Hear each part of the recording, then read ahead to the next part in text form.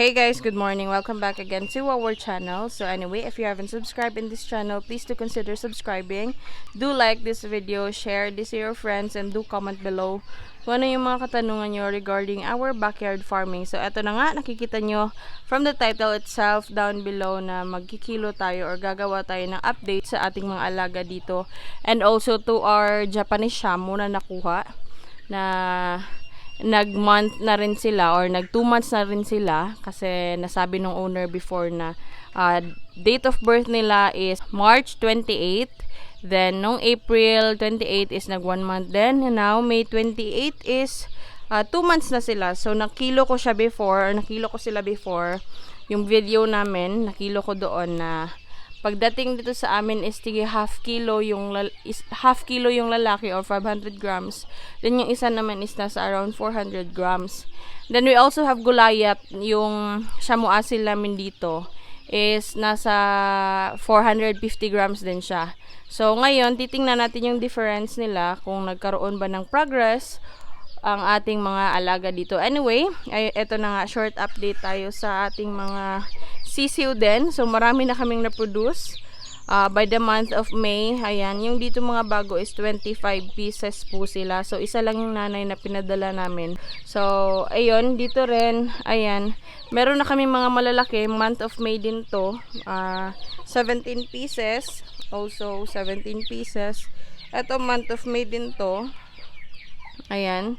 So for the month of May, ito 11 pieces.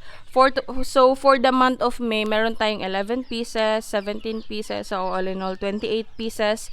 Plus we have 25. So nasa 53 pieces ang ating month of May na nagko-compose lang po yun ng 6 to 7. Kasi meron din namang mga casualties guys, lalo na sa panahon ngayon kasi nga medyo maulan or nasistress yung ating mga sisiw pa lang. At isa rin yung factor nung kung yung sisiw nyo is hindi talaga siya healthy, is madali siyang dapuan ng sakit and then turns out na mamamatay. So yun yung ating mga iniiwasan sa ngayon na panahon. Kaya namin yun na-share yung aking previous video about sa paano kami nag-anti-stress para sa aming mga sisiw. So yung mga dito guys, before marami to, pero i-share ko rin sa inyo na nilipat na namin sila because we purchase kulungan na rin na ready to use na or ready made na siya guys. So i-share ko yan on my next video. So dito na video is update lang talaga tayo para at least para rin to sa ating mga alaga kasi nga gumagawa kami ng video na update tayo every month. So also over here guys, meron kaming mga bagong sisiw ng pato. Ayan guys. So dito namin sila nilalagay for about siguro mga 2 to 3 weeks. And then later on, binababa na rin namin sila sa lupa para din makapagliwaliw sila. Iba rin kasi talaga kapag yung pato is nakakaligo sa kung may sapa, kung ano ba dyan. Or yung nilagyan nyo ng planggana na tubig, ayan, nakakaligo sila doon. Iba pa rin kasi kapag ganun, tapos nakakakain sila ng mga damo. So kaya ayan, update din namin yan na meron kaming bagong pato. Galing to sa bukid kasi. So napapansin nyo, dito sa aming backyard is hindi kami nagbi-breed ng pato dito. Usually yung breeding ng aming pato is nasa bukid. So ngayon, ayan, dinala na dito ng bayaw ko o yung kapatid ng mister ko para kami na yung mag-alaga or magpatuloy na magpalaki until ma-market na natin. So ayun yung update natin about dito sa kulungan na ito. Ayan, merong isa dyan. So pinasok namin siya kasi nga para po mapakondisyon natin later on kasi kailangan din natin mapakondisyon para for the next month or sa June, by June is gagawa tayo ng bagong breeding na naman dyan. So yung dito naman ng mga pato namin nga pala, malalaki na rin sila, marami na rin yung actually 6 yung natitira na lang dyan. Ayan, 6 sila kasi supposedly 8 to. So 2 yung dito sa ganitong batch na to, 2 yun. So kinuha kasi ng mga kapatid natin na Muslim kasi nga it's the end of Ramadan that time. So nga pala, eto dito, I'm gonna be doing a separate video about that little hen over there. So dito tayo punta. Eto na yung aming pabo guys. Ayan, malalaki na rin sila. So magto 2 months na nga pala sila by June 7. So malapit-lapit na din, mga siguro 10 days na lang. So, 2 months na sila. So, nga pala yung benta namin dito. Pero, i-correct ko pa rin. Pero sa ngayon, ang benta namin is 2 months old. Is 500 pesos each. Ayan. Pero, we're gonna be updating that kung ano talaga yung presyuhan na. Consider following our page or do like our page. Nasa Facebook. Inday Puy pa rin po yung name doon. So, dun makikita nyo yung mga mostly updated post na ginagawa ko in our backyard. And also, sa aming community here in YouTube is gumagawa din po kami ng post every now and then kung merong pagkakataon.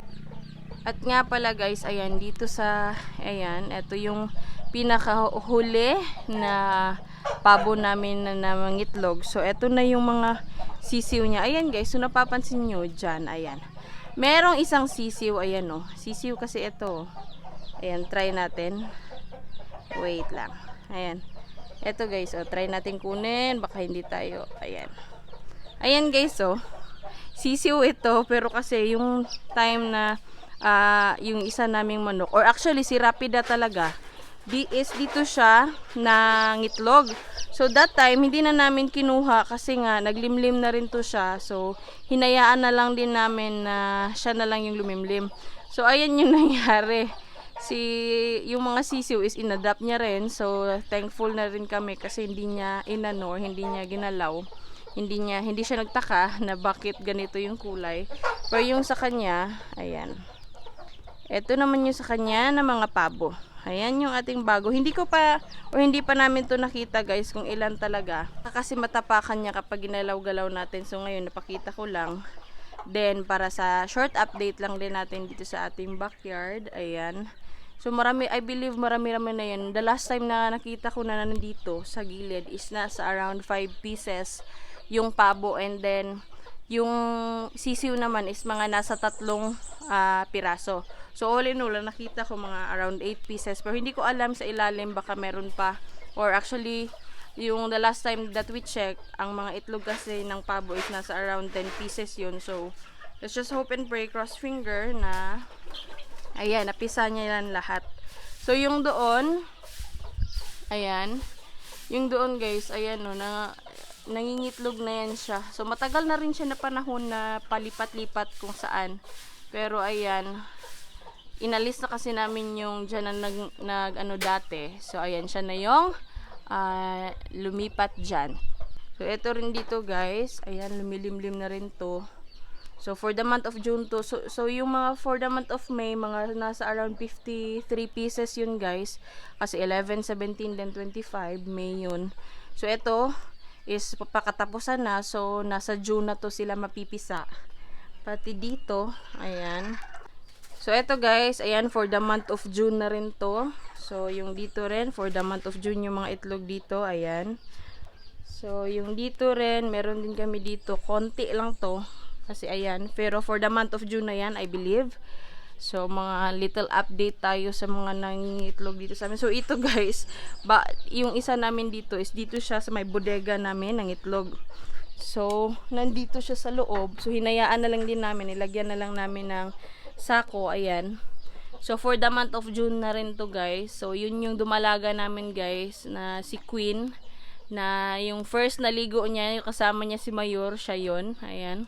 So 6 na, so mga siguro by na next couple of days is maglilimlim na yun. So titingnan lang din namin para at least alam natin guys kung napisa, or I mean kung baka natapakan niya tapos napisa dyan, so mag-leaking yun, so madadama yung ibang itlog. So monitor din natin yan mga ilang araw mula ngayon. Makaraan ang ilang buwan, or actually 2 months na siya mula nung nakuha na 2 months na siya mula pagka bata niya. So ayan guys, before si Luffy is nasa 500 grams or kalahating kilo. So ayan, so ilalagay ko sa screen kung ilang kilo siya noon, and then yan na siya ngayon guys after 1 month or after 2 months na mula pagka bata niya. Ayan, so imagine guys, ang Japanese Shamo natin is tumitimbang na ng 1 kilo 2 buwan pa lang. So tingnan naman natin yung babae or si Nami. Actually guys, eto nga pala, alam niya nga pala na bago si Luffy siya guys, yung sa One Piece, kung natatandaan nyo yun. Yan, si Luffy namin. And then yung isa naman is si Nami. So, kiluhin natin si Nami. And also yung si Gulayat natin dito. Ayan. So, itatakil ko tong kulungan na to sa next video ko. Kasi meron kaming update din doon. So, ayan.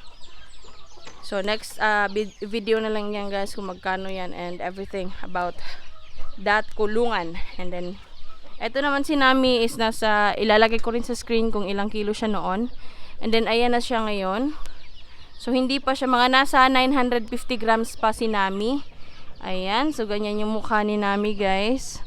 Ayan yung ating babae. So, konti lang yung pinagkaiba nila ni Luffy sa kilo. So, ayan. Yan yung ating si Nami. So, si Gulayat naman, guys, yung isa na kasama nila na kililo namin noon. Shamo asil po kasi si Gulayat. And then, si Nami and si Luffy naman is mga Japanese Shamo. Ayan. Ayan. Ito naman po si Gulayat. Ayan. Gulayat yung pinangalan namin kasi siya yung pinakamalaki sa kanilang magkakapatid. Ayan. So si Gulayat, ilalagay ko sa screen kung anong kilo niya noon. So ayan na siya ngayon. So hindi sila nagkakalayo ni Luffy. Ayan. So malaki rin pala yung ating Shamo asil, guys. Ayan yung anak ni Rapida at saka ni Rapido, guys. Sa mga gustong bumili niyan, feel free to comment on our page. Ayan na yung kilo niya, oh. Ayan. So, yan yung pinagkaiba lang nila ni Nami at ni Luffy. Ayan. Si Gulayat. Try natin kiluhin yung isang kapatid nila, guys. Ayan, hindi ko to na kilo before, pero ayan.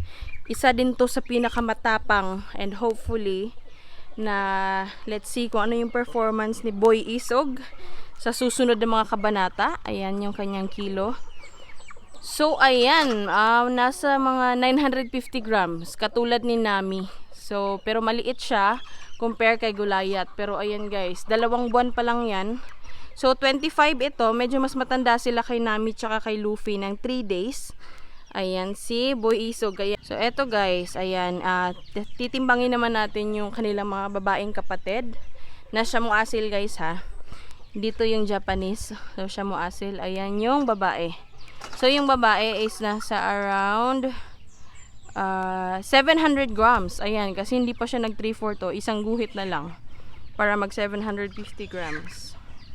Ayan siya, yung babae natin na Shamo asil.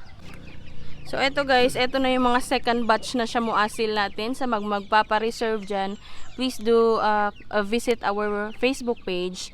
Ayan, and then sa mga nagtatanong kung nagsiship ba kami, sa ngayon hindi pa.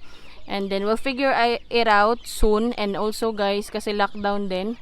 So, ayan yung kanilang mga second batch na anak ni Rapido at saka ni Rapida. And then, shout out tayo sa ating mga manonood dyan. Shout out tayo kay Justin Matulano, to Tolitz Ortega, to Renante San Juan, to Vincent Navarrete Faldas, to Bong Gueva from Davao del Norte. We also have Carlo Repato, Vince Carmelotes from Midsayap, North Cotabato, to Ulysses Ampong from Tibungco, to Melo Franz Aso from Lazi Sequejor, and then to Noli Hipol from La Union. Maraming salamat sa inyong lahat na nanonood sa aming video, and please do consider subscribing in our channel. Do like this video kung meron ngayong natutunan at least. So maraming salamat sa inyong panonood again, and yes, thank you, and sana may natutunan kayo.